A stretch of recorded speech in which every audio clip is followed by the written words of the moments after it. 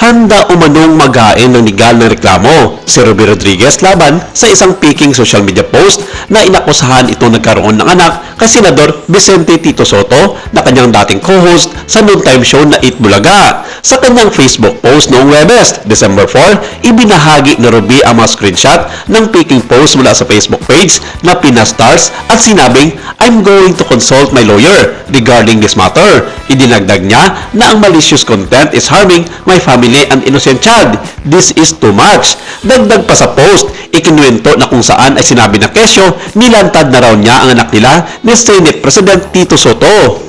Makikita din sa post na iyon ang larawan ni Ruby na nakasimangot at katabi naman ang larawan ni Tito Sen na hinalikan ang misis nitong si Helen Gamboa. Tila pinapalabas ang kwentong yon na may lihim na nakaraan sina Ruby at Senator Tito Sotto. Bago ito, na-call out din ni Ruby ang dalawang iba pang social media pages na nag-post ng mga peking payag laban sa kanya at sa kasalukuyang host ng isang noontime show na sina Vic Sotto at Joey De Leon. Si Ruby ay tahimik na ngayon sa kanyang private life kasama ang kanyang pamilya mula nang mag-migrate ito noong taong 2022 pagkatapos ang kanyang mahabang stint bilang host na Eat Bulaga.